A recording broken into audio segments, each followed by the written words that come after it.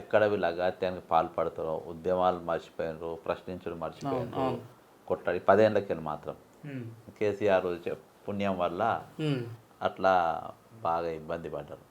కాబట్టి నాకు వీళ్ళన్నిటికీ దూరంగా ఉన్నారు, వీళ్ళు ఏం చేసుకుంటారు అనే భయం ఉండే. కాబట్టి వాళ్ళకు ఒక ఊపునియనికి ప్రోత్సాహం మేము ఉన్నామని చూపియనికి అని చెప్పేసి వాళ్ళ సైడు ఫస్ట్ రిప్రజెంటేషన్ సీఎంకి ఇచ్చిన, చీఫ్ సెక్రటరీకి ఇచ్చిన, వెళ్ళి ఖాళీలు ఉన్నాయన్న దానిపైన పవర్ పాయింట్ ప్రజెంటేషన్ పెట్టిన మన సోమాజిగూడ ప్రెస్ క్లబ్లో 2,67,316 పోస్టులు ఉన్నట్టుగా నేను వాళ్ళకి రిప్రజెంటేషన్ ఇచ్చిన. బతకం కదా వాళ్ళకి ఎండ్ల ఖాళీలు ఉన్నాయి గుర్తించుకునేది, అది కూడా ఆ పని కూడా మీరే చేసిన, స్పూన్ ఫీడింగ్ చేసిన. ఆ విషయంలో నేను అంత చేసిన తర్వాత కూడా వాళ్ళు అడిగింది చిన్న చిన్న ఒకటి మేనిఫెస్టోలో వాళ్ళు పెట్టింది 100 రోజులలో 20,000 డిఎస్సి పోస్ట్, మెగా డిఎస్సి 100 రోజులలో మన ఎవడు పెట్టమన్నాడు, వాళ్ళే కదా ప్రకటించారు అంతే. సెకండ్ అది తప్పిండ్రు. సెకండ్ అంటే పాత బీఆర్ఎస్ ఉన్నప్పుడు 6,000 పోస్టులు అనౌన్స్ చేసిండ్రు, వీళ్ళు 5,000 కలిపి 11,000 అని ఇచ్చిండ్రు. ఇంకా 9,000 ఏమైనా నేను వికాసరాజుని అడిగిన, మరి మేనిఫెస్టోలో ఉంది వాళ్ళు మాట తప్పిండ్రు, దీని మీద మీరు యాక్షన్ తీసుకోవాలని కంప్లైంట్ ఇచ్చి వచ్చిన. 100 రోజులు దాటిన 120 రోజులు ఒకటి. రెండోది సరూర్ నగర్ స్టేడియంలో ప్రియాంక గాంధీ గారు యూత్ డిక్లరేషన్ అని చెప్పి సంవత్సరం లోపు 2 లక్షల పోస్టులు. రాహుల్ గాంధీ గారు చిక్కట్పల్లి లైబ్రరీకి వచ్చి ఆయన చెప్పాను. ఇప్పుడు అంత పెద్ద మనుషులను తీసుకొని వచ్చి ఈరోజు వాళ్ళను నిరుద్యోగ వాళ్ళు మాట తప్పేటట్టు చేస్తారు, మాట మీద నిలబడరు అనే తట్టుగా వాళ్ళని విలాలని చేసిండ్రు కదా. కాబట్టి ఇవన్నీ నేను దృష్టిలో పెట్టుకొని కూర్చున్నా. తర్వాత దీక్ష చేయడానికి కారణం ఏంటంటే నా దగ్గరికి దీక్ష రేపు కూర్చుంటానగా ఇవాళ సాయంత్రము మోతిలాల్ నా దగ్గరకు వచ్చాడు. నా ఇంట్లో లేకుండే ఇంటికి వచ్చిపోయాడు. తర్వాత ఫోన్లో మాట్లాడినా రేపు పొద్దుగాల కూర్చోడమే తప్పకుండా రావాలన్నాడు. నేను మార్నింగ్ జర కొంచెం లేట్ అవ్వడం వల్ల నేను ఇట్లా కూర్చోకముందే ఆయన అరెస్ట్ చేసి తీసుకుపోయాను పోలీస్ స్టేషన్ పోయినా. అన్న నేను ఖచ్చితంగా కూర్చుంటా, దేనికంటే దానికి రెడీ అన్న, దిగే సవ్వాలే లేదని చెప్పాను. అట్లా మనోడు కూర్చుండు. 1-2 గాంధీ హాస్పిటల్ తీసుకెళ్ళాను. గాంధీనే 1-2-3 రోజులు నడిపించాను. థర్డ్ డే తర్వాత నేను దాన్ని హైప్ లేపుకుంటా పోయినా. అంటే ఇక పిల్లలంతా కలిసిపోయేటట్టు వీడియో అందరినీ కోఆర్డినేట్ చేసి బాగా హైప్ లేపిన. బల్మూరు వెంకట్ వాళ్ళు మధ్యరాత్రి వచ్చి చర్చలు జరిపి ఆయనను ప్రలోభ పెట్టే ప్రయత్నం చేస్తే గాలి వినోదన్న వాళ్ళంతా వచ్చారు. వాళ్ళని కూడా పంపి వాళ్ళే ఉన్నారు మాటలల్లో. గొడవలు అయినాయి, మన జేఏసీ వాళ్ళని కొట్టే ప్రయత్నం చేసిండ్రు, మెడలు విసికిండ్రు, అవన్నీ జరిగినాయి. జరిగిన తర్వాత నేను మళ్ళా తెల్లారి చలో గాంధీ హాస్పిటల్ అని పెట్టినాం. 1వ తారీఖు బొల్లారం పోలీస్ స్టేషన్ మేము అరెస్ట్ అయినాం. 2వ తారీఖు నేను బంద్ కాల్ఫర్ ఇచ్చిన. మేము బంద్ కన్నీ దిగుతున్నాము, కింద పోలీసు వాళ్ళు వచ్చిండ్రు. అప్పుడే ఫోన్ వచ్చింది, మన లాలు డ్రాప్ అయిపోయాడు, నాయకు మోతిలాల్ నాయకు డ్రాప్ అయిపోయాడు అనగానే నాకు జల్లుమన్నది. ఏందనంటే అప్పటికి కొంచెం మూమెంట్ చేసి చల్లారింది. మళ్ళీ ఈయన డ్రాప్ అయ్యేటప్పుడు వాళ్ళు ఎవరు చెప్పలే, ఏం చేయలేను. అప్పటిదాకా మెసేజ్లు పెట్టిండు, అట్ట రాండి, తరలి రాండి, అది చేద్దాం ఇది చేద్దామని. తీరా అంతైన తర్వాత దమ్దని అసలు చెప్పకుండా ఎవరు చెప్పకుండా డ్రాప్ అయిపోయింది. అబ్బా డ్రాప్ కాగానే ఇప్పుడు వాళ్ళు నాది వీళ్ళు అమ్మాయిలు ఏమైపోతారో ఏమో, మళ్ళీ బ్యాక్ ఎట్లయితుందని నేనేం చేసిన ఇమీడియట్గా అట్నే బయటకు వచ్చి అట్నే దీక్ష కూర్చున్నా. అప్పుడే ఇమీడియట్గా 5 నిమిషాలలో సురేష్ యాదవే నాకు ఫోన్ చేసి, సురేష్ యాదవే చెప్పిన నువ్వు దీక్ష కూర్చుంటే నమ్ముతారన్నా, వేరే వాళ్ళు ఎవరు కూర్చున్నాం మళ్ళీ ఆంటిస్తే ఇబ్బంది అవుతుంది, నువ్వే కూర్చో అన్నది ఇదని అంటే ఇక సరే తీ అని చెప్పేసి నేను అట్లనే పైకి వచ్చి అట్లనే కూర్చున్నా. ఇక ఆ రోజుకెళ్ళి అట్లా వాళ్ళ అది ఊపు అనేది పోవద్దనే ఉద్దేశంతో వాళ్ళు చెప్పేదాకానే హాస్పిటల్, నా హాస్పిటల్ కూడా వాళ్ళే తీసుకపోయారు. ఫైనల్ రోజు లాస్ట్ డే వచ్చి అంబులెన్స్ వాళ్ళే పట్టుకొచ్చింది. అబ్బా జేఏసీ వాళ్ళు, నిరుద్యోగ జేఏసీ జనార్దన్ వాళ్ళు పట్టుకొచ్చి, అంతేగాని మీ వ్యక్తులు కాదు మీకు సంబంధించిన వాళ్ళు. లేదు ఆ అమ్మాయి బీఆర్ఎస్ అమ్మాయి నన్ను చూడనికని వచ్చింది. ఆమె అప్పుడే అంబులెన్స్ వచ్చింది. ఇక రజని ఆమె చేసింది, కానీ అంబులెన్స్ అరేంజ్ చేసింది తీసుకపోనికి. అప్పటికి 3 రోజులకి వెళ్ళి వాళ్ళు నాకు చెప్తున్నారు, డిఎస్సి వాళ్ళు, గ్రూప్ 1 గ్రూప్ 2 వాళ్ళు, అందరు గురుకుల వాళ్ళు అందరు. కానీ జడ్సన్ అన్న, మీరు ఎన్నో ఏళ్ళుగా దశాబ్దాల కాలం నుంచి కాంగ్రెస్ పార్టీలో ఉన్నారు కదా, కాంగ్రెస్ పార్టీ అధికారంలోకి వస్తే పక్క జెట్సన్ అనే వ్యక్తే నిరాహార దీక్ష చేయాల్సిన పరిస్థితి వస్తాడని ఎప్పుడన్నా అనుకున్నాడా అంటున్నా. నేను అనుకోలే కానీ బ్యాడ్ సీఎం వస్తాడైతే అనుకున్నా. అంటే రేవంత్ రెడ్డి అనేటువంటి ముఖ్యమంత్రి అయితే అందుకనే నవంబర్ 30కి ఎలక్షన్ అయిపోయింది. అవును, 1వ తారీఖు నేను దీక్షలో కూర్చున్నా. దీక్ష ప్రెస్ క్లబ్లో ప్రెస్ మీట్ పెట్టాం. 3వ తారీఖు ఉంటుంది. రేవంత్ రెడ్డి అనేటువంటి నెట్టి పద్ధతి చీఫ్ మినిస్టర్ చేయొద్దు, చాలా డేంజర్ ఉంటుంది పరిస్థితి అని చెప్పేసి పెడితే నాకు దీపాదాస్ మున్షి గారు ఫోన్ చేసింది, ఏంది ఇట్లా ప్రెస్ మీట్ పెట్టాం. అవును మేడం అని చేయొద్దు అని చెప్పి, నువ్వు చాలా తప్పు చేసినావు అంటే తప్పు లేదు, నేను కరెక్టే చేసిన, వాడిని మాత్రం చేయొద్దు అని చెప్పి నేను గట్టిగా కూర్చున్నాను. ఎందుకన్నా ఎందుకు రేవంత్ రెడ్డి గారిని ముఖ్యమంత్రి చేయొద్దు, లేదంటే ఆయన ముఖ్యమంత్రి స్థానంలో వస్తే మీకు వచ్చే ఇబ్బందులు లేదా రాష్ట్రానికి వచ్చే ఇబ్బందులు ఏంది? రాష్ట్రం ఇప్పుడు కనబడుతున్నాయి కదా ఈ ఇబ్బందులు వస్తాయనే చెప్పిన ముందే చెప్పి. ఇప్పుడు ఆయన తెల్లాలు వేస్తే అబద్ధాలు ఆడతారబ్బా. ఒక క్రిమినల్ బ్యాక్గ్రౌండ్ ఉన్నాడు, జైలుకు పోయినోడు, మంచి కేసులలో కాదు, మా లెక్క ఉద్యమాల మీద జైలుకు పోతే ఓకే, రెడ్ హ్యాండ్గా నువ్వు పైసలు ఇస్తాడు. ఇప్పుడు బంగారు లక్ష్మణ్ అంటే ఆయన పైసలు తీసుకోండు అని 1 లక్ష రూపాయలు 2 లక్షలు తీసుకున్నాడు అని చెప్పేసి ఆయన మొత్తం జైలుకు పంపి ఖతం చేసి ఆయనకి ఏ పదవి లేకుండా చచ్చిపోయేదాకా పడి, మరి ఈయన కట్టలు తెలవకుండా బ్యాగుల నిండా 50-60 లక్షల రూపాయలతో రెడ్ హ్యాండ్ దొరికినావు, నేను ఎట్లా ముఖ్యమంత్రి చేస్తావు? రేపు మనం ఏమని చెప్తాం? సరే ముఖ్యమంత్రి అయినాక నీ బుద్ధి ఏమైనా మారిందా? నేను ఎట్లా చెప్పినో అట్టనే ఉన్నది. ఇంకా రాబోయే రోజులు ఏమైనా మారే అవకాశాలు మారుదబ్బా. పొట్లకాయ రాయి పొడుగు త్రాడను గట్ట నీళ్ళతోడ వంక లేక పెట్టు పెరుగు కుక్కదోగ గట్ట కుదురునా చక్కగా విశ్వదాభిరామ వినురవేమ. ఇది కుక్కతోకి, ఇది ఏం చేసినా అప్పటి మందం మారాడు. అప్పటి మందం కాదు, అబద్ధం ఆడకుంటే మోసం చేయకుండా, అరే నీకు జాబ్ నోటిఫికేషన్ ఇచ్చేసినా అని చెప్పేసి ఎన్టీవీ బాజాబ్తా అబద్ధం ఆడికి ఎదివేండు. అదే రుణమాఫీ చేసేసిన అని చెప్తే అందరికి వచ్చి అదే అందుపైన ఇస్తారంట కదా జాబ్ క్యాలెండర్. ఇప్పుడు జరిగే అసెంబ్లీ సమావేశాలు ఇస్తారని చెప్తున్నారు. ఇప్పుడు ఇస్తారబ్బా, నువ్వు ఇచ్చేసినా అని చెప్పినావు కదా, ఎప్పుడో ఇచ్చినా ప్రకటించుకో అని చెప్పాడు. రుణమాఫీ ప్రకటించి అందరికి వచ్చేసినాయి అని చెప్పేసి 30,000 జాబ్లు ఇచ్చా. ఎంత భయంకరమా రాలేదా? రుణమాఫీ జరుగుతలేదంటారా? ఏమున్నా బ్రదర్, అందరికి అందరం అనేదాన్ని అది అసాధ్యమైంది. అలా సెన్సార్ కట్లు ఉంటాయని. నీకు 30,000 ఉద్యోగాలు అనేది ఎక్కడ వచ్చింది నువ్వు చూపి, అర్థమైందా? అంటే నువ్వు 7 నెలలు ఎట్టిస్తావబ్బా, ఏమన్నా నమ్మాలే? ఆ గవర్నమెంట్ వచ్చినా నువ్వు ఆర్డర్ కాపీలు ఇచ్చినావు, 30,000 నౌకర్లు ఇచ్చినా నన్ను చెప్పేటోళ్ళు ఎమ్మెల్యేలే సిగ్గుండాలి, వీళ్ళకి సిగ్గుండాలి, అర్థమైందా? కాబట్టి అంత ఏం జరగలేదు, అంత హంబక్ ఏం జరగబోదు కూడా ఈయన పీరియడ్లో, నష్టమే జరుగుతుంది. కానీ సాక్షాత్ రాష్ట్ర ముఖ్యమంత్రి రేవంత్ రెడ్డి గారే మాట్లాడుతూ జడ్సన్ అనే వ్యక్తి నిరాహార దీక్ష కూర్చున్నాడు కదా, అసలు ఆయనకు నిరుద్యోగులకు ఏం సంబంధం? ఆయన గ్రూప్ 2 రాస్తుండా, లేదంటే గ్రూప్స్ రాస్తుండా, డిఎస్సి రాస్తుండా, ఏం సంబంధం? ఆయనకు ఎందుకు కూర్చున్నాడు? ఆయన స్వలాభం కోసం అని చెప్పి మాట్లాడుతున్నాడు. ఎంత లాభపడ్డారు మీరు నిరాహార దీక్ష? ఓకే ఇప్పుడు white challenge KTR drugs case అప్పుడు కేసీఆర్ను వైస్ ఛాలెంజ్కు విశ్వేశ్వరరెడ్డిని ఇద్దరిని పిలిచిండు. అవును, అదే విశ్వేశ్వరరెడ్డి వచ్చిండు, కేటీఆర్ రాలేదు. వచ్చినంత నువ్వు రక్త నమూనాలు, ఎంటిక నమూనాలు, గోర నమూనాలు ఇచ్చి వైస్ ఛాలెంజ్ చేయాలి కదా, నువ్వు చేయలే. అంటే నువ్వు వైస్ ఛాలెంజ్ పైన నువ్వు డ్రగ్స్ పైన కొట్లాడుతున్నావు, నువ్వు డ్రగ్స్ తీసుకుంటున్నావా? నువ్వు డ్రగ్స్ అమ్మినావా? డ్రగ్స్తో నీకు వ్యాపారానికి సంబంధం ఉందా?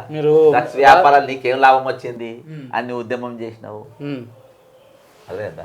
మేము నిరుద్యోగులతో ఇప్పుడు టీఎస్పీఎస్ క్వశ్చన్ లీక్ అయిన దానిపైన నేను హైకోర్టులో పిటిషనర్ను ఇవాళ కూడా సిబిఐ ఎంక్వైరీ అని. నువ్వేమన్నా దేని మీద పిటిషన్ వేసినావా? నువ్వేమైనా పిటిషన్ వేసినావా? ఓఆర్ఆర్ మీద విజిలెన్స్లో కేసు పెట్టినావు. ఇవాళ ఓఆర్ఆర్ రోడ్ డబల్ పెంచింది, ఇవాళకి రేపంచి డబల్ అవుతానే ఓఆర్ఆర్ టోల్ గేట్లు. నువ్వు ముఖ్యమంత్రి రద్దు చేసినావా? అదే నీకు ఒక ఉద్యమం దానిపైన మనం స్పందిస్తే, ఒక ఇష్యూ పైన స్పందించినప్పుడు ఆ ఇష్యూ పైన మనం నమ్మి కొట్టాడగలుగుతారు అని చెప్పి వచ్చినప్పుడు ఖచ్చితంగా మనం నిలబడతాం వాళ్ళకు. నువ్వు ఒక పొలిటీషియన్ అయి ఉండి బోకర్ మాటలు మాట్లాడితే గాను, నువ్వు విద్యార్థి అంటే బోకర్ మాటలు అంటారు, అవి బ్రోకర్ మాటలు మాట్లాడితే కదా. నువ్వు సీఎం మాటలు మాట్లాడు, ఇంకా నేను బ్లాక్ మెయిలర్ను, ఇంకా నేను మీటింగ్లలో ఎట్లా పడితే అట్లా మాట్లాడతా. నేను సీఎంను కాదు, నేను గ్రామ పంచాయతీ సర్పంచ్ లెవెల్ నాది, వార్డు మెంబర్ లెవెల్లో నువ్వు మాట్లాడితే ఎట్లా? ఇసోంటి చిల్లరగానే చిల్లరగానే నేను సీఎం చేయొద్దన్నబ్బా. ఓకే, చిల్లరగాళ్ళు కూడా ట్రైనింగ్ అన్న పోయేది ఉండే, ఏదైనా ముఖ్యమంత్రి దగ్గర ట్రైనింగ్ తీసుకొని వచ్చి మాట్లాడలే. దేశ చరిత్రలో ముఖ్యమంత్రులు ట్రైనింగ్ తీసుకున్న దాఖలాలు ఉన్నాయా? వరస్ట్ సీఎం కదా కావాలి కదా. ఇప్పుడు వేదికల పైన బ్రదర్ వాళ్ళిద్దరు టార్గెట్ కాదు, ఓకే, వాళ్ళ ఆయనకు టార్గెట్ ఫస్ట్కి వెళ్ళి నేను రేపు ఎక్కడికి వెళ్ళి ఎట్లకెళ్ళి వచ్చినా కానీ నేనే వస్తా, ఒక్కనంటే బాగుండదు, ఇద్దరిని కలిపి అట్లకెళ్ళి ఇట్లకెళ్ళి, అవును వాళ్ళు నాకు వాళ్ళకి కంపారిజన్ ఉండదు. అవును అట్లకెళ్ళి కావాలని ఒకటి కలిపి ఇట్లకెళ్ళి ఇట్లా గుంజే ప్రయత్నం చేసింది. ఆయన బ్రదర్, ఆయన ధరని మీద ఆయన పాత్ర లేదు, కొట్లాడలే. 7 నెలలు అయింది ధర మీద కమిటీ చేసి, రద్దు చేసినావా? వరంగల్లా రైతుల డిక్లరేషన్ సభల ప్రభుత్వం వచ్చిన తెల్లారే ధరని రద్దు అన్నాడు. ఏమైంది? రేపు రాహుల్ గాంధీని అడుగుతానే వరంగల్లా what happen mister Rahul Gandhi అని అడుగుతా. ఇప్పుడు నేను ఎవరికి లెక్కప్ప చెప్పి ఎవరు బ్యానర్ కడతా, పెద్దది పోస్టర్ రిలీజ్ చేస్తా, ఆయనకి ఎట్లా చేర్చాలో నాకు అలా చేస్తా. అది క్లిప్పింగ్ పెట్టి పంపుతారు. రేపు డేట్ డిక్లేర్ కానీ రాహుల్ గాంధీ చెప్పాలి నీ ధరని ఏమైందని, ఉద్యోగాలు ఏమైనా రాహుల్ గాంధీ చెప్పాలి. నేను ఎందుకు వదులుతా? నేను అదేనా నాకు బాకీ ఉన్నది కాంగ్రెస్ పార్టీ. ఏం బాకీ ఉంది? ఇది మా కష్టంతో వచ్చింది కదా పార్టీ. మీరు స్లోగన్ ఇచ్చిండ్రు, మీరు తప్పుడు స్లోగన్లు ఇచ్చిండ్రు. మేము కష్టపడ్డాము, మీ స్లోగన్లతో గెలిచిన సుపియానికి మీరు డిక్లరేషన్ చేసిండ్రు. బొంగ చూసేవాడు ఓటేయాలి, ఇక్కడ రేవంత్ రెడ్డి మేనిఫెస్టో చూసేవాడు ఓటేయాలి. మీతో మాట ఇప్పించిన మాట ఏమైందని నేను అడుగుతాము, మాకు హక్కు ఉంది. అదేందా? మీరు మరి మాట ఎందుకు ఇచ్చిండ్రు? ఎవడు ఇమ్మన్నాడు? మేము ఇయ్యాలి కదా. ఎక్కడ కాంగ్రెస్ పార్టీ అధికారంలోకి వస్తే 2 లక్షల నౌకరిని ఏడాలి నువ్వు చూడెప్పుడు. అది కాని పని అబ్బా, మీకు ముందే తెలుసు ఈ మాట. ఎట్లయితే చెప్పబ్బా, ఎట్లయితే చెప్పు. మరి జనాలు జనాభా నమ్మలే, జనం మమ్మల్ని నమ్మారు. వీళ్ళు ఉచ్చగాలని వాడు నమ్ముతారు బ్రదర్. 5,70,000 వరంగల్ సెంట్రల్ జైలు కుదబెట్టిండ్రు అని చెప్పేసి నేను తీసుకొచ్చి, నేను బయట తెలంగాణ అప్పులలేదు, ఏ బ్యాంకులో ఎన్నెన్ని అప్పులు తెచ్చింది, ఏమేమి కుదబెట్టింది అని చెప్పేసి నేను బయటికి తీసుకొని వచ్చాను. నాకు తెలంగాణ ఆర్థిక పరిస్థితి నాకు తెలుసు, ఆర్థిక వనరులు ఎట్లా సమకూర్చుకోవాలని కూడా నాకు ఐడియా ఉన్నది. అర్థమైందా? నీ దగ్గర ఏమున్నది? నీ దగ్గర ఏం లేదు కాబట్టి నువ్వు చేయలేవని తెలుసు. అర్థమైందా బ్రదర్? ఇలా రింగ్ రోడ్డు మీదనే రోజుకు 2 కోట్ల రూపాయలు వస్తాయి. ఒక రోజుకు అంటే సంవత్సరానికి 6 కోట్ల రూపాయలు. సారీ 60 కోట్ల రూపాయలు. అడ్వర్టైజ్మెంట్ మీద 400 కోట్ల రూపాయలు పర్ మంత్. వట్టి హైదరాబాద్, ఇంకా వరంగల్, ఖమ్మం అది కాక వట్టి. అట్లా ఐమాక్స్, దస్బల్లా హోటల్, జలవిహార్ ఇవన్నీ మీద కేసులు వేసి బయట తీసినాయి. ఇవన్నీ మన కిరాయిలకు ఉన్నాయి. యాత్రి నివాసు కిరాయిలు వసూలు చేయ, అవి ఒక 1000 కోట్లు. ఇప్పటికే ముట్టుకోలేదు. అంటే వీళ్ళంతా కిందికి మామూలు తీసుకొని నడిపించుకోమని చెప్తారు వాళ్ళు. అంటే ఎక్కడైతే మనది ఇయాల్టి కూడా బ్రదర్, ఇయాల్టి కూడా అప్పులు నీకు నో టైంలో తెరిపోతాయి, సిన్సియారిటీ ఉంటాయి. వీళ్ళు అప్పులు తెరవద్దు, వచ్చినట్టు లోపటేసుకోవాలంటే ఏం చేయాలి? ఇలా వ్యాపారం నడుస్తుంది అంతే. ఎట్లా మరి ఈ తెలంగాణకి దుస్థితి రావడానికి కారణం ఎవరు అంటారు? తెలంగాణ తెచ్చుకున్నాము అంతే. ఇక ఈ దృష్టికి మేధావులు నంబర్ 1 వీళ్ళను కోదన్ రామరెడ్డి, అర్థమైందా? 2 మల్లెపల్లి లక్ష్మయ్య, ఈ మేధావి సంఘాలు ఉన్నాయి కదా, ఈ సంఘాలన్నీ కలిసి ఈరోజు తెలంగాణ అసలు నెక్స్ట్ తెలంగాణ ఏం చేయబోతాము. యాక్చువల్గా ఉస్మానియా యూనివర్సిటీ, జేఎస్సి తెలంగాణ ఉద్యమం కోసం లేచింది. అది రాజకీయ పార్టీగా మారితే చరిత్ర వేరే ఉండేది. రాజకీయ పార్టీ కాకపోవడం, ఈరోజు బీఆర్ఎస్ ప్రభుత్వం, ఈ ప్రభుత్వం వీళ్ళందరూ మేయా కృష్ణారెడ్డికి అనుసరణలో పనిచేయడం రాష్ట్రం వెనుకబాటు తరానికి ఈరోజు పెద్ద మూల కారణం. కానీ నిరుద్యోగులను ఇప్పుడు ఉద్దేశిస్తూ చాలామంది కాంగ్రెస్ పార్టీ నాయకులు మనం మాట్లాడటం చూసినాం. వాళ్ళకు తిన్నది అరక్క చేస్తున్నారు, లేదంటే ఒళ్ళు బలిసి చేస్తున్నారు, లేదంటే ఇతర నాయకులు, ప్రతిపక్ష నాయకులు ఇచ్చే చిల్లర మల్లరకు ఆశపడి చేస్తున్నారు. మీ విషయంలోనే ముఖ్యమంత్రి గారు స్వయంగా మాట్లాడారు.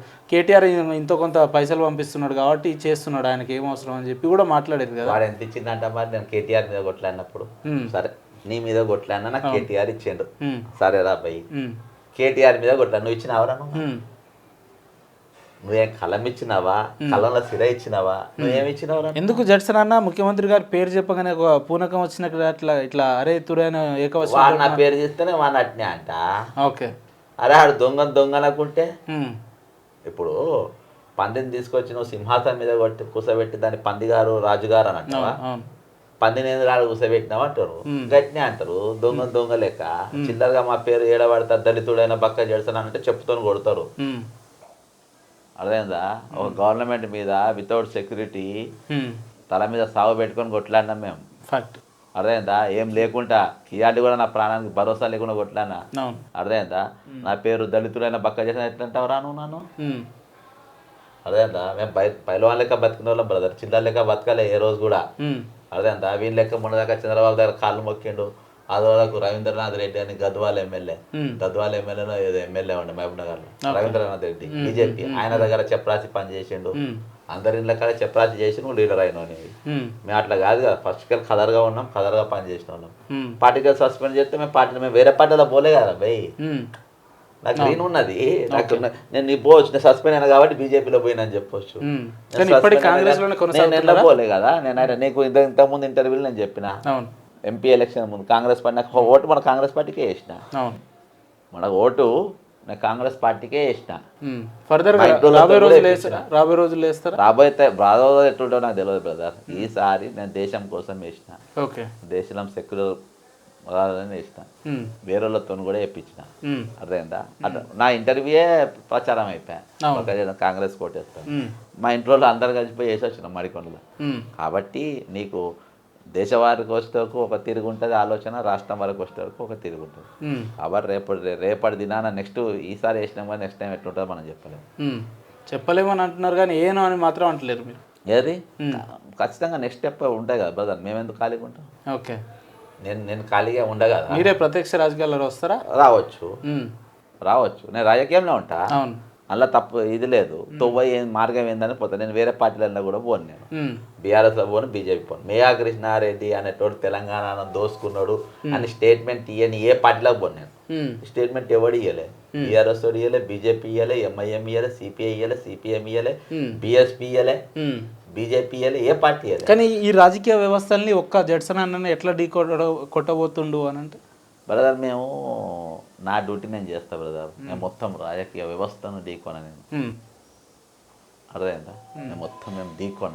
తెలంగాణ రాష్ట్రంలో ఉన్న రాజకీయ నాయకుల్ని మీరు ఎట్లా ఢీకొంటారు? ఇష్యూస్ పైన బ్రదర్ మీరు చెప్పే స్టేట్మెంట్ అన్ని మూడు పార్టీలకు వ్యతిరేకంగానే ఉన్నాయి. అవును, మొన్న నా మీద రేవంత్ రెడ్డి స్టేట్మెంట్ ఇస్తే పేరు తీసి కేటీఆర్, నేను ఇయ్యాల ఖండన.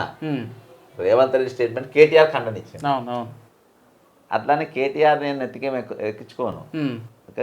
ఇవాళ వాళ్ళు చేసిన తప్పిదాల వల్ల రాష్ట్రం ఇట్లున్నదని నేను అంట. అదేందా? నేను ఒకటి పోగలదు బ్రదర్. నేను అంత వీక్ కానీ వేరేవాడైతే ఇప్పుడు ఉరికిపోవు. నేను దాన్ని స్పందించాను కూడా స్పందించాను. కేటీఆర్ బాధ మీకు ఆహ్వానం వచ్చిందా టీఆర్ఎస్ లోకి జాయిన్ కావాలని? రెగ్యులర్ గా అన్ని దాదాపు 10 లీడర్లు అంతా వచ్చారు ఇంటికి. అందరు వచ్చిండ్రు.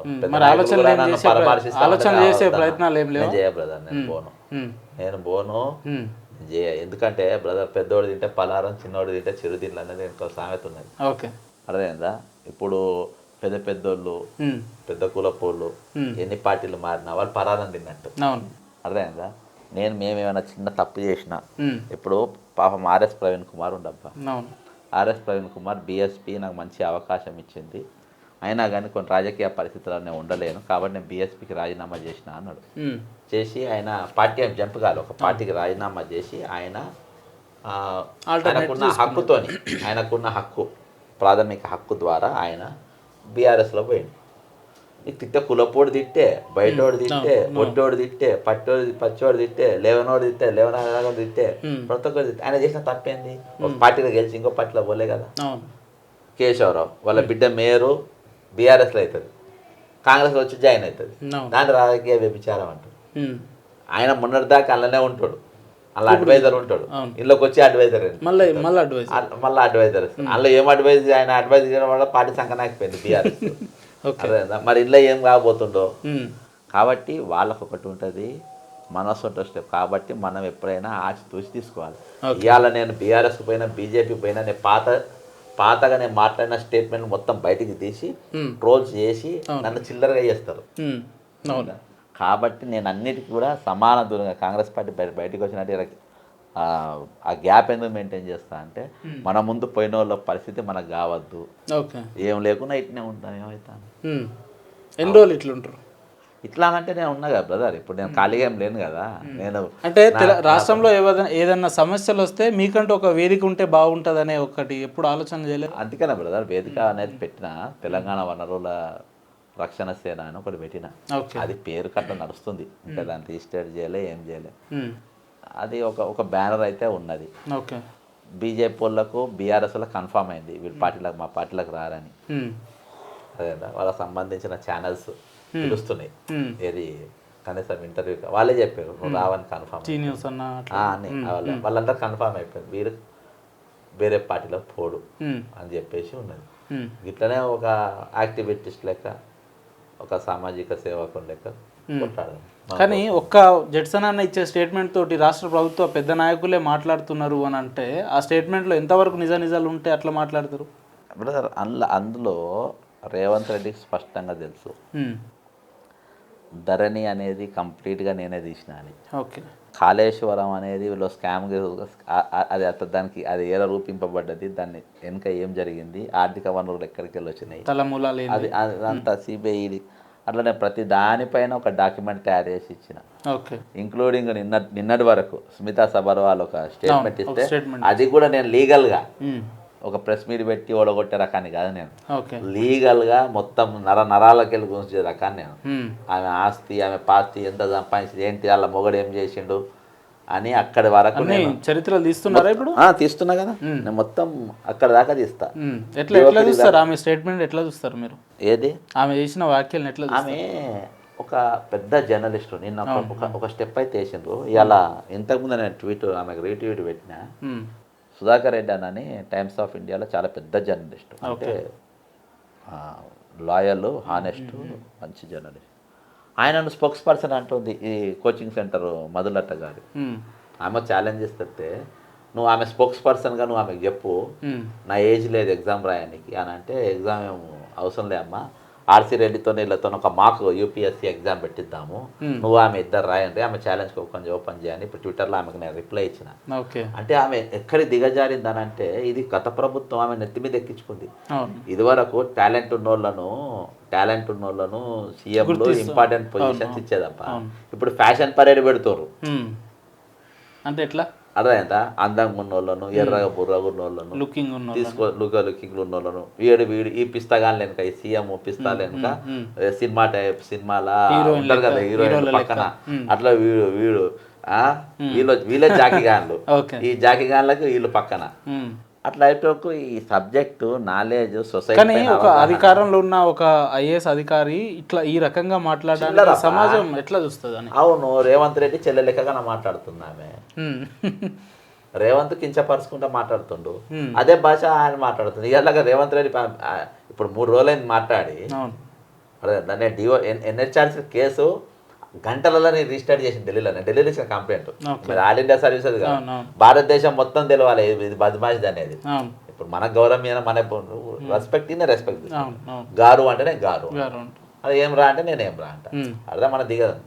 ఢిల్లీ కూడా ఒక దొంగ దిక్క మా దగ్గర తయారైందని తెలియనికి ఢిల్లీలో ఇచ్చిన కంప్లైంట్, యూఓపీటీలు ఇచ్చిన అవర్స్లా ఫస్ట్ టైం గంటలల్లో కేసు ఎప్పుడు కూడా రిజిస్టర్డ్ కాలే. నేను జస్ట్ 3-4 అవర్స్ నేను 11-12 o'clock కంప్లైంట్ ఇస్తే 3-4 o'clock వరకు కేసు రిజిస్టర్. ఆఫ్ కోర్స్ మా ఫ్రెండ్ అక్కడ ఒక అడ్వకేట్ పంపిన ఢిల్లీలో, కేసు రిజిస్టర్డ్ అయింది మా పేరు మీద. అంటే కంపల్సరీ రేపు ఎన్హెచ్ఆర్సీ డిఓపిటికి నోటీస్ ఇవ్వబోతుంది. అదే వీళ్ళకి బాస్ డిఓపిటి మినిస్టర్ వస్తారు, పర్సనల్ సెక్రటరీకి వాళ్ళకు పోతుంది, డిపార్ట్మెంట్ ఆఫ్ పర్సనల్ ట్రైనింగ్స్ కిందికి వస్తుంది, ఐఎస్ పోతుంది, నోటీస్ ఇక్కడికి వస్తుంది. నోటీస్ వచ్చిందనంటే రేపు దేశంలో మొత్తం చర్చ నడుస్తుంది.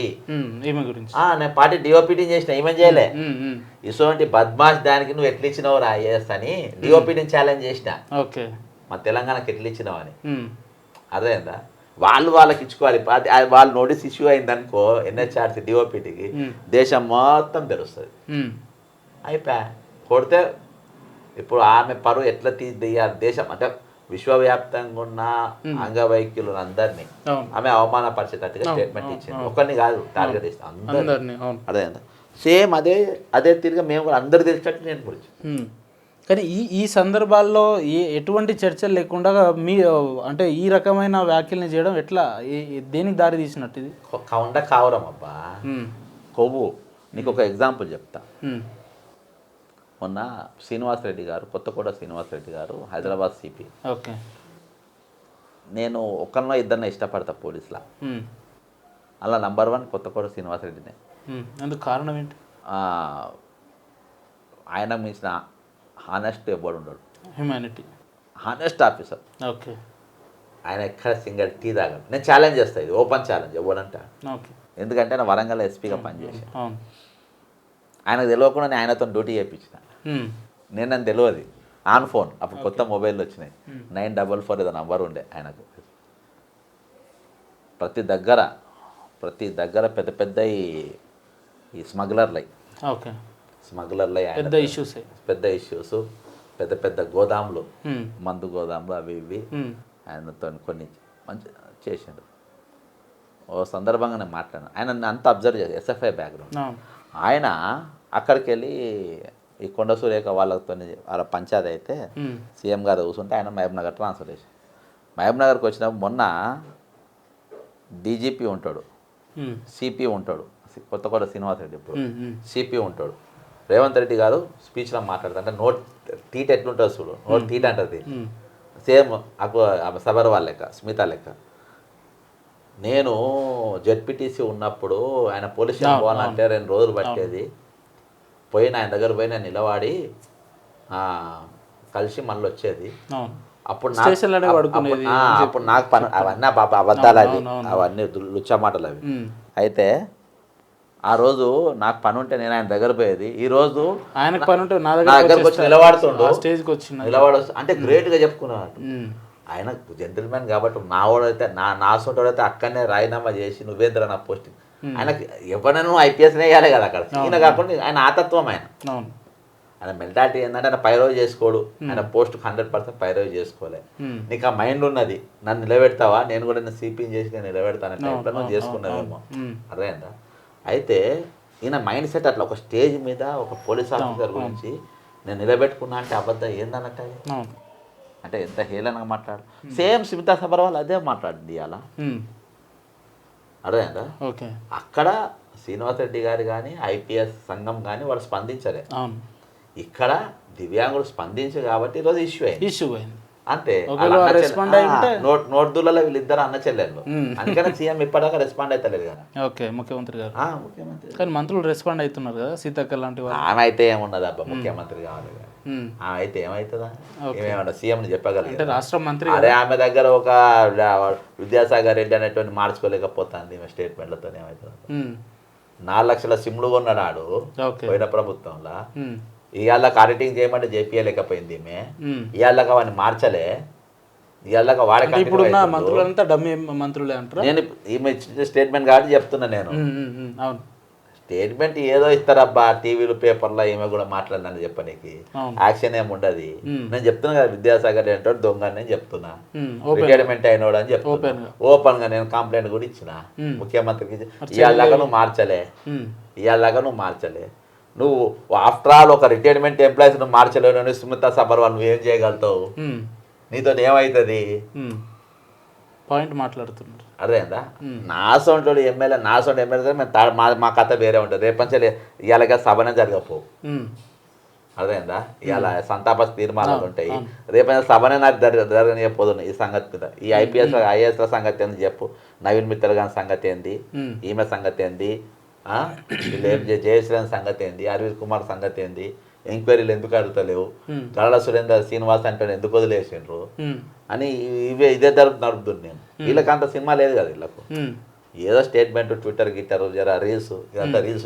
ఫైనల్ ఏం చేయబోతున్నారు ఆమె ఇచ్చిన స్టేట్మెంట్ మీద? ఫైనల్ గా మీరు ఏం కావాలని లీగల్ బ్యాటిల్ చేస్తున్నాం కదా బ్రదర్. ఆమె బేషరతో క్షమాపణ చెప్పాలి. ఇలా ఇంకో ట్వీట్ చూసినాక ఆమె క్షమాపణ చెప్పే పరిస్థితి లేదు.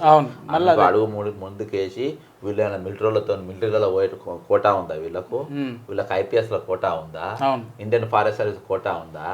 అరే మెంటల్ దానా, ఎవడు ఎన్లా సూటబుల్ అలా పోతారు, అర్థమైందా? మరి నువ్వు పోయి యుద్ధం చేస్తాను డిఫెన్స్లా, నువ్వెందుకు పోలే మరి డిఫెన్స్లో, నువ్వెందుకు ఐపీఎస్ కాలే? నీ మొగడు ఐపీఎస్ అయ్యి ఏం బీకిండు? సిట్టు చైర్మన్గా నీ మొగడిని పెడితే డ్రగ్స్ కేసులా నువ్వు 20 మందిని వాళ్ళ గోర్లు తీసుకుని నీ మొగడు, వాళ్ళ ఎంటికలు తీసుకుని నీ మొగడు, అర్థమైందా? వాళ్ళ రక్త నమూనాలు తీసుకుని నీ మొగడు, అవన్నీ తీసుకున్నాడు. సినిమా యాక్టర్ రవితేజ తీసుకున్నాడు, రానాయ్ తీసుకున్నాడు, అవన్నీ తీసుకుపోయి ఇంత లాకర్లో పెట్టుకున్నావా, లేకుంటే టెస్టింగ్ చేయించినావా? టెస్టింగ్ చేస్తే మరి అవి ఏమొచ్చినాయి రిపోర్ట్లు, ఆ కేసు ఏమైంది, అదేనా కొట్టుడు పోయిందా, అది ఉందా, అది ఏం నడిచింది? నీ మొగడు IPS ఏం సాధించడో చెప్పు. Number 1. Number 2 the week paper రా, నీది ఫోటో ఏదో అశ్లీషంగా చేసిందని హైకోర్టులో పరువు నష్ట దావా వేసినావు. మంచి పని చేసినావు. భారత నారీమణుల యొక్క పరువు ప్రతిష్టల సమస్య వేసినావు. వేస్తే నువ్వు 15 లక్షల రూపాయలు నువ్వే గట్టి వేసినావని మేము అనుకున్నాం. కానీ ప్రభుత్వ ఖజానాకి వెళ్ళి పేదోళ్ళ పైసలు ఎత్తుకపోయి నువ్వు అలా డిపాజిట్ కట్టినావు. ఒక సోషల్ యాక్టివిటీస్ట్ ఒక లేడీ పేరేం పేరు ఉంది, కుక్కటిపల్లి ఉంటుంది, ఆమె కేసు వేసింది. కేసు వేసి ఆమె గెలిచింది. సుంతా ఇది పర్సనల్ కేసు, పరువు దావా వేస్తే నువ్వు పర్సనల్ పైసలు గవర్నమెంట్ పైసలు ఎట్లా వేసినావు, చలో గవర్నమెంట్ పైసలు వాపస్ ఇచ్చానంటే అయ్యా నేను ఇంత తప్పు చేసిన అని చెప్పి పైసలు వాపస్ ఇవ్వలే. ఇది నా అయ్య జాగిరి, ఇది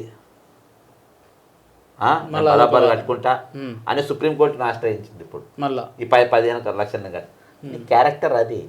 నీకు మించిన మానసిక అంగవైక్యం, నీకు మించిన దివ్యాంగురాలు ఇంకెవరున్నారు? ఇలా ప్రూవ్ చేసుకుంటున్నావు నీకు నువ్వే. ఇది నీ చరిత్ర. ప్లస్ నీ పీరియడ్లో నువ్వు ఇరిగేషన్ చీఫ్గా ఉన్నప్పుడు సీఎం దగ్గర కాళేశ్వరం స్కామ్ జరిగింది, మియా కృష్ణారెడ్డి కాంట్రాక్ట్.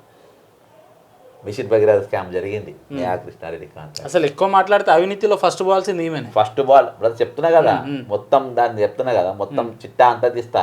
ఈమె తీస్తా, ఇలా మొగన్ తీస్తా, ఇలా బినామీలు ఎవరు, ఎక్కడెక్కడ ఫ్లాట్లు కొన్నారు, ఏడేళ్ళ ఫ్లాట్లు ఉన్నాయి, అరకైందా ఆ ఫ్లాట్ సున్నా లేనికి పుణ్యానికి ACI రంగులు సప్లై చేసిండు. సున్నానికి సున్నా కూడా పైసలు పెట్టి కొనలే, సిఐలో చెప్పి అక్కడికి సున్నాలు తెప్పించుకొని వేసుకున్న బాపతిలు. కాబట్టి ఖచ్చితంగా బ్రదర్ ఒక సొసైటీని ఒక ఇంకోటి చెప్పాలి ఇందులో.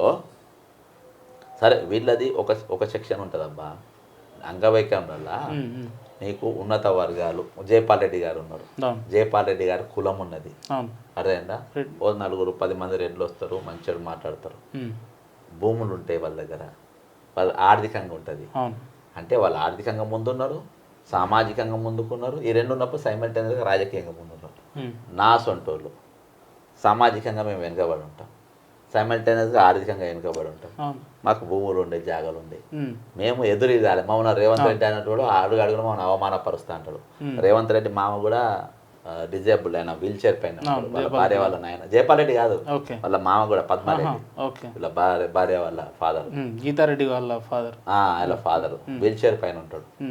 వాళ్ళ ఫాదర్ వాళ్ళకి ఏజెన్సీలు, గ్యాస్ ఏజెన్సీలు, అవి ఇవి పెట్రోల్ బంక్ ఏజెన్సీలు, డబ్బు సంపాదిస్తారు. మాకు లేవు కదా. మామూలు మీ అయినా మీ అసలు అవమానపరుస్తారు, మీరు 2 దిక్కులకి వెళ్ళి కొట్టాలి.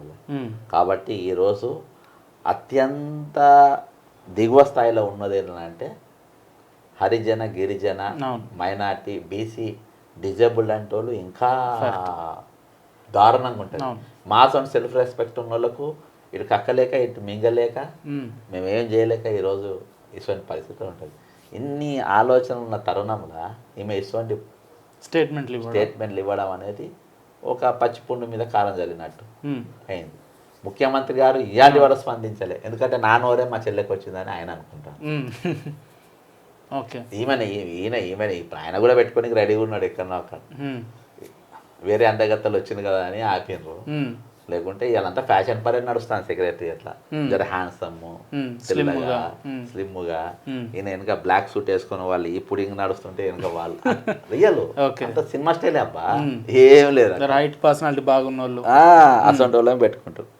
ఇక అది చేయబట్టి ఇటువంటి నీచలు రియల్ జబర్దస్త్ ఆఫీసర్ రత్నప్రభ గారు ఉండే, లక్ష్మీ పారదసారి గారు ఉండే, ఎస్వి సుబ్బారావు గారు ఉండే, మంచి IAS ఉండే జబర్దస్త్. వాళ్ళతో పనిచేసిన వాళ్ళని కలిసిన అనేక సార్లు ఉన్నా. ఈ చిల్లర్గా రేచల్ చటర్జీ గారు, శాలిని మిశ్రా గారు, ఇంత చిల్లర్గా నేను ఎప్పుడు చూడలేదు. ఏమో కూడా వరంగల్ ఏమో చేసిన వరంగల్ బాగానే ఉండే. ఇంకొక పేరు ఉంది చాలా మంచి, అమ్రపాలి కాదు ఇంకొక ఆమె, వాళ్ళు పెద్దోళ్ళు లేవని ఇంకొక ఆమె లేడీ ఉంది, ఒక ఆమె మంచి అంటే సింపుల్ ఆమె, మంచి ఆఫీసర్, డ్యూటీ మైండెడ్. వీళ్ళు వాళ్ళు కరుణాగారు ఇప్పుడు వచ్చిన మోపైన వీళ్ళు ఎక్కడెక్కడికెళ్ళో అదే 2 ఏళ్ళు చదువుతూ వస్తుంది అబ్బా, 3 ఏళ్ళు చదువుతూ వస్తుంది. ఇక మా అంత తెలియగల్లో లేదంటే అది తప్పది, అదేనా తప్పది. బైపీసీలా మెడిసిన్ రానోళ్ళు అంటే వీళ్ళు ఇస్తున్న స్టేట్మెంట్లను బట్టి అప్కమింగ్ జనరేషన్లో ఎవరైతే IASలు IPSలు అయిదాం అనుకున్న వాళ్ళని ఎట్లా చూడొచ్చింది అంతే బ్రదర్. ఇప్పుడు మంచిగా ఉంటే ఎవరైనా నీకు రెస్పెక్ట్ ఇస్తారు. ఇవాళ ఈమె ఎంత దిగజారిపోయిందనంటే ఉమ్, ఇవాళ ఐఏఎస్ పైన ఒక కలంకం అయిపోయింది. ఉమ్, ఒక పూర్తిగా నేను చెప్పిన కదా, ఒక కిందికి అన్ని విధాలుగా ఉమ్, వెనుకబడ్డటువంటి వ్యక్తుల గురించి అంత నీచంగా నువ్వు మాట్లాడుతున్నావు అని అంటే అవును. ఇక నువ్వు చాలా చీప్ అయిపోయినావు. ఇక ఉమ్, నువ్వు చాలా చీప్ అయిపోయావు. ఉమ్, మీడియా మా పక్షాన ఇలా మాట్లాడినందుకు, మీడియా మా పక్షాన మాట్లాడినందుకు ఉంటుందా ఇటువంటి వ్యాఖ్యలు చేసినందుకు మూల్యం చెల్లించాల్సి వస్తుందా? బ్రదర్ ఖచ్చితంగా నేను లీగల్గా పోతా కదా బ్రదర్. నాది 1 డే ప్రెస్ మీట్ ఉండదు, నాది టెస్ట్ మ్యాచ్ ఉంటుంది ఇలా. ఖచ్చితంగా ఆయన కోర్టు చుట్టూ తిప్పుతా, ఉమ్, ఖచ్చితంగా ఆమె దీనికి తగిన మూల్యం ఖచ్చితంగా చెల్లిస్తాను, తప్పది. ఓకే. అన్ని తీస్తా నేను. డ్రగ్స్ కేసులలో ఏమైంది, వీళ్ళు ఆయన ఏం చేసిండు మొత్తం తీస్తాను. నీకెందుకు వారం రోజులు ఆగరా, ఉమ్, 1 వీక్లో ఉమ్, మా కళ్ళలో పడితే అది ఎట్లుంటుంది అనేది కూడా చూపెట్టాలి కదా వాళ్ళకి కూడా. వాళ్ళు మేము మాట్లాడినాం అయిపోయిందని నడవదు కదా, ఉమ్. అది ఖచ్చితంగా జరుగుతుంది. అన్న, ఒకవైపు చూస్తేనేమో రాష్ట్ర ప్రభుత్వం చాలా గొప్పలుగా ప్రచార ఆర్భాటాలతో 2 లక్షల రుణమాఫీ చేసినామని చెప్తున్నారు. ఇప్పుడు జాబ్ క్యాలెండర్ అని చెప్తున్నారు. బడ్జెట్ సమావేశాలు కూడా చాలా జరుగుతూ ఉంది. ఈ నేపథ్యంలో కొంతమంది ప్రతిపక్ష నాయకులు మాట్లాడుతూ రాబోయే రోజుల్లో ముఖ్యమంత్రి గారు మార్పు వస్తుంది, మార్చే అవకాశం ఉంది అని మాట్లాడుతూ, ఎందుకు ఈ పరిస్థితులు ఎందుకు వచ్చినారు అంటారు రాష్ట్రంలో? అసలు ఖచ్చితంగా 100% ముఖ్యమంత్రి అంటాడు. ఇంకో 5 ఏళ్ళు డిసెంబర్ లోపల మహా ఎక్కువ. ఉమ్, రీజన్ ఏంటంటే ఈయన ఫెయిల్ అయిపోయినని తెలిసింది, ఉమ్, ఈయన నోడుదూల తెలిసింది, అధిష్టానం మా దగ్గర అంతా డ్రామాలు చేసినని తెలిసింది. ఎమ్మెల్యేలను వేరే పార్టీకి తీసుకోవద్దన్నా కానీ తీసుకుంటాడు, వాళ్ళ బ్లాక్మెయిల్ చేయాలి. నన్నకి మారుస్తే వీళ్ళని వాళ్ళని కట్టి తీసుకుంటాం. వాస్తవం ఏంటంటే వచ్చే ఎమ్మెల్యేలు ముఖ్యమంత్రి పోస్టు కోసం వచ్చారు. ముఖ్యమంత్రి కాంగ్రెస్ ఉందని వస్తే నీ ఎంబర్ రానికి రాలే. అలాంటి కేసీఆర్తోనే ఉండు, మేము కేసీఆర్తో ఉంటే 20 ఎమ్మెల్యేలు కాంగ్రెస్కి వెళ్ళి చూస్తే మేము ఎంఐఎం ఆల్రెడీ ఒక 7 ఉన్నాయి, మేము ఇంకొక ఎందుకన్నా మీరు ఎమ్మెల్యేలు అంటే గుర్తొచ్చింది. ఎందుకన్నా అసలు ఎమ్మెల్యేలని కొనుగోలు చేయాల్సినంత అవసరం ఎందుకు వచ్చింది? ఇదే రేవంత్ రెడ్డి గారు గతంలో పార్టీలు మారితే రాళ్లతో కొట్టండి అని చెప్పిన వ్యక్తి ఈ రోజు ఎందుకు ఈ కార్యాచరణలకు? అయ్యో, అదొకటి బ్రదర్ అన్నది. నీకు ఇంకోటి వినిపిస్తా, అదొకటి కాదు. టీపీఎస్సీ చైర్మన్ ఆయన పేరేం పేరు? జనార్దన్ రెడ్డి గారు. జనార్దన్ రెడ్డి కాదు, ఇప్పుడు ఉన్నాయన. నాకు ఒక నిమిషం, రాత్రే ఈ వీడియో బయటకు వచ్చింది. మామూలు తిట్టలే ఆయనను, బండ బూతులు తిట్టిండు. తిట్టి మళ్ళీ ఆయన తెచ్చుకొని ఈరోజు ఇక ఎంత ఎంత సీరియస్ చూడ, ఎంత సీరియస్గా చూడు. మహేందర్ రెడ్డి గారు, నేను సూటిగా అడుగుతున్నా, నీకేమాత్రం సిగ్గు సరంటే రాజీనామా చేయి. ఇంతకంటే హీనమైన బ్రతుకు అదొక బ్రతుకైనా? ఇంతకంటే ఇంకా మీరేమైనా ప్రేతలు పని చేసుకొని బతికినా మీకేమైనా ఇచ్చేది ఉంటే తప్ప ఇట్లాంటి కార్యక్రమాలు చేపడితే మొత్తం మీద ఊరికే ఇన్ని అన్నారుగా మహేందర్ రెడ్డి. మరి ఆయన తీసుకొచ్చి టీజీపీఎస్సీ చైర్మన్ గా చేయడానికి మరి సిగ్గు లేనోడే వేయాలి కదా. అవన్నీ మహేందర్ రెడ్డికి ఏవేవి లేవు అన్నాడు, అవన్నీ లేనోడే వేయాలి ఆయన. అదేందా, ఇవన్నీ చూసిండు కాబట్టి ఇవి ఎథిక్స్ లేవు, చెప్పేది ఒకటి చేసేది ఒకటి, ఇదేం కాదు. 46 జీవో రద్దు వీళ్ళే అన్నారు, అది అటకెక్కింది. అది 1:100 బట్టి అన్నారు, అది అటకెక్కింది. అట్లా వీళ్ళు చెప్పేది ఒకటి ఉంటే చేసేది ఒకటి. ఎమ్మెల్యేలు కొనుక్కుంటలేరు వీళ్ళు. ఎమ్మెల్యేలను కూడా బ్లాక్మెయిల్ చేసి నీ జాగాలు ఇచ్చేస్తామని రిటర్న్ గిఫ్ట్ ఇచ్చే వస్తున్నారు. Okay, Mypal Reddy 100% return gift ఇచ్చిండు. అర్థమైందా? వచ్చే ఎమ్మెల్యేలు అందరు భూముల్లో ఏదో అదో సమర్పించుకొని వస్తున్నారు, రేపు లోపడి పోతాం ఏదో అని అట్లా భయపడి. అంతేగాని కేసీఆర్ గారి మీద వ్యతిరేకత పైసలతో కాదు, వాళ్ళు వ్యతిరేకతతో కాలే, ఏం రాలే. ఈడ వాళ్ళు స్కాములు చేసిండ్రు, అవి కాపాడుకోనికి వస్తుండ్రు, 10 రోజులు చేసుకొని 4 రూపాయలు సంపాదించుకోనికి వస్తుండ్రు, అంతే. లేరు పోయినోళ్ళు, అంతకు మించి ఏం లేదు. ఇక రిటర్న్ గిఫ్ట్ ఇచ్చి వస్తున్నారు. మైపాల్ రెడ్డి నా నిన్ననే తెలిసారు రిటర్న్ గిఫ్ట్ వచ్చింది కాబట్టి ఆయన కేసులు ఉన్నాయి. మైపాల్ రెడ్డి ఈడీ రైడ్ అన్నప్పుడు బీజేపీకి పోవాలి. బీజేపీకి పోకుండా కాంగ్రెస్కి ఎట్లా వచ్చిండు? ఎవరు మేనేజ్ చేసిండు? రేపు బీజేపీతో నాకు సంబంధాలు ఉన్నాయి ఖచ్చితంగా.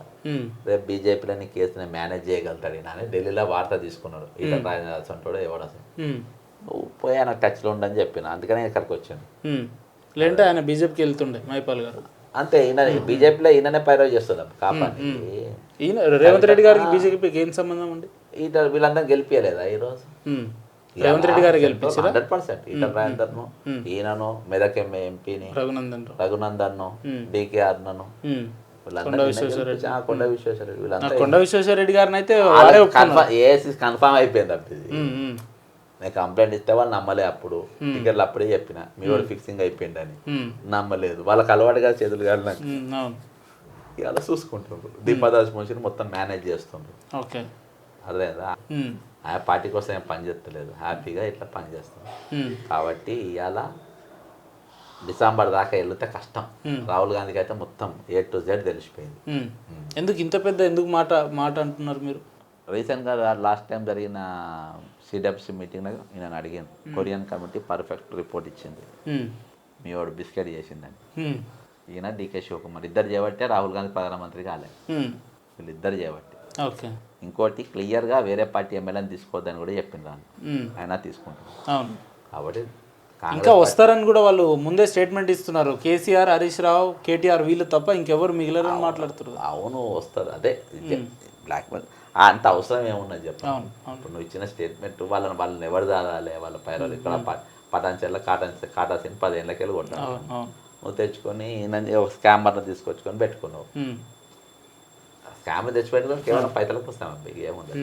కాబట్టి ఆ పని మీద ఉన్నారు వాళ్ళు. కానీ అధిష్టానంకు 1000% వాళ్ళ విషయాలన్నీ తెలిసిపోయినాయి. ఎట్లా మార్చాలి ఏందనేది ప్లానింగ్ ఉన్నారు వాళ్ళు. కానీ ఇది కుత్కదేవుడు 1000% మారుతాం, 1000% రాసుకోను. నేను ఇవాళ దాకా చెప్పింది ఏది కూడా ఒకసారి మళ్ళీ మనం కలవాల్సి వస్తుంది మరి. ఖచ్చితంగా బ్రదర్, 1000% ముఖ్యమంత్రి అంటారు, ఖచ్చితంగా మారి తీరుతాడు. ఆయన ఎవ్వడు కాకులు కూడా పోవు. చిల్లరగాడని ఎమ్మెల్యే కూడా తెలిసింది మారితేనే. ఎందుకంటే ఫుల్ మీల్స్ తిననే తింటాడు. ఎమ్మెల్యేలకు మోసే నీళ్ళు కూడా ఇవన్నీ దొరుకుతాడు. కాబట్టి ఖచ్చితంగా వాళ్ళు చేంజ్ అవుతాడు. ఓకే, ఒకవేళ ముఖ్యమంత్రి కనుక మారితే మళ్ళీ మీరు కాంగ్రెస్ పార్టీలో సముచితంగా పనిచేస్తారా? ఎందుకు మీకు రేవంత్ రెడ్డి గారు అంటే ఇష్టం లేదు కానీ పార్టీ అంటే ఇష్టం? ఒకటి బ్రదర్, నాకు ఇలా సస్పెండ్ చేసిన రేవంత్ రెడ్డి ఎంతనో, ఈరోజు నేను సస్పెండ్ అయినా కానీ చూస్తున్న వాళ్ళు కూడా ఆయనతో సమానమేనా? ఓకే, ఇతర నాయకులు అంతే మాట్లాడిన వాళ్ళు. నాకు ఎవడైతే మాట్లాడలేదు ఈరోజు, కనీసం ఖండనీయలేదు. అందుకని అన్ని గ్రూప్లలోకి నేను ఎగ్జిట్ అయిపోతాను. మాట కుల సంఘమే కానీ ఎవడైనా కానీ నాకు సపోర్ట్గా నిలబడడం నాకెందుకు బ్రదర్. ఇవాళ మన అందరు మనుషులు అనిపించుకుని గట్టినే ఉందాము. ఎందుకు మళ్ళీ పార్టీకి వెళ్ళి వద్దని నిలగొట్టిన తర్వాత మళ్ళీ ఆయన పోయినాక పార్టీకి నాకు అసలు నాకు నచ్చాయి. నేను ఇక కాంగ్రెస్ పార్టీలో పోవడం అనేది అదొక కళ. రైట్ అన్న, నిరుద్యోగులను చివరిగా ఉద్దేశించి వాళ్ళ కోసం ఆమరణ నిరాహార దీక్షకు సైతం కూర్చున్నారు కదా. చివరిగా నిరుద్యోగ లోకానికి, ఇప్పుడుండే యంగ్ జనరేషన్కి మీ వంతుగా ఒక మంచి సందేశం చెప్పాలంటే ఏం చెప్తారు వాళ్ళకు? బ్రదర్, జాబ్ అనేది చాలా చిన్నది. అది ఓకే, అది లైఫ్ కాదు. మన ఉద్యోగం చేసింది కూడా వాళ్ళకు. నేను 30 లక్షల మందికి నౌకరీ ఇప్పలేను. 30 లక్షల మంది చేపలు పట్టు నేర్చుకోవాలని చెప్పి అన్న. అలా చేపలు దొరికేది మనం ఇవ్వగలిగేది మ్యాక్సిమం 1,00,000 మంది లోపే. ఇప్పుడైతే 10,000 కూడా రావు. కానీ ఇప్పుడున్న నౌకరు 5,000, 6,000 కానీ టోటల్ అన్ని కలిపి 20,000 పోస్ట్ అనుకో మ్యాక్సిమం ఇప్పుడు వచ్చేది. కానీ 2,80,000 మంది, 29,80,000 మంది నౌకరు రాకుండా రేపు రోడ్ల పైన ఉంటారు. అర్థమైందా? ఈరోజు వాళ్ళు చేపలు పట్టుకుంటట్టుగా మనం నేర్పాలి. రేపు సొసైటీలల్లో అన్ని రంగాలలో వాళ్ళు, వ్యాపార రంగమే కానీ రాజకీయ రంగమే కానీ వాళ్ళు ముందు వరుస రావాలి. ఈరోజు వాళ్లకు నేను పోరాటం నేను చేసింది, దీక్ష చేసింది నౌకలిప్పేనికి కాదు. రాసుకోను, నేను నౌకలిప్పేనికి నేను దీక్ష చేయలే. వాళ్ళు ప్రశ్నించుడు, తిరగబడాలి, వారు ప్రశ్నించాలి, వాడు అడగాలి, రోడ్డు ఎక్కాలి అనుకున్నా వారు రోడ్డు ఎక్కిండ్రు, అడిగినరు. మధ్యరాత్రి ఆడోళ్ళు నడిచిండ్రు, ప్రభుత్వానికి ధిక్కార స్వరం ఇప్పించిండ్రు, జైలు బరోలు చేసిండ్రు. ఇప్పుడు ఈ తర్బీద్ ఏదైతే మొన్న వీళ్ళు కానీ వాస్తవం పోరాట స్ఫూర్తి అయితే ఇంకా ఉందని అనుకోవచ్చు. సిటీ కాలేజ్ నుంచి ఉస్మాన్ యూనివర్సిటీ వరకు అర్ధరాత్రి నడవడం మరి ఇది ఉన్నది చూసినావా? ఇది 20 ఏళ్ళు ఇప్పుడు తెలంగాణ కాపాడబోతుంది ఇది. ఓకే, అదేందా? రేపు లోకల్ బాడీ ఎలక్షన్లో వీళ్ళందరినీ కంటెస్ట్ చేపిస్తా. ఓకే, రేపు లోకల్ బాడీ ఎలక్షన్లో వీళ్ళు కంటెస్ట్ చేస్తున్నారు. మ్యాక్సిమం కంటెస్ట్ చేపిస్తే ఏ పార్టీ లేదు, ఏం లేదు, ఎక్కడైనా పోటీ చేయండి, వాళ్ళని అకామిడేట్ చేస్తాం. ఎవరైనా వాళ్ళ సాయం చేసినా సాయం చేయండి అని చెప్తాం. నేను పోయి ప్రచారం చేస్తా. వాళ్ళకు ఎంతమంది ఉంటే అంత రాష్ట్ర వ్యాప్తంగా తిరుగుతా, వాళ్ళ ప్రచారం చేస్తా. కాబట్టి నౌకరు మీ టార్గెటే కాదు. అర్థమైందా? మీరు చేపలు పట్టాలి, మీరు చేపలు పట్టు నేర్చుకోవాలి మీరు. కాబట్టి నా టార్గెట్ ఏంటంటే రేపు ఈ రాజ్యాన్ని మీరు ఏలాలి. కాబట్టి నా టార్గెట్ అది. వాళ్ళు అదే దిశగా. రైట్ జెట్సన్ అన్న, అడగంగానే మీ అమూల్యమైన సమయాన్ని మాతో ప్రేక్షకులతో పంచుకున్నందుకు మీకు ప్రత్యేక ధన్యవాదాలు అన్న. థ్యాంక్ యూ అన్న.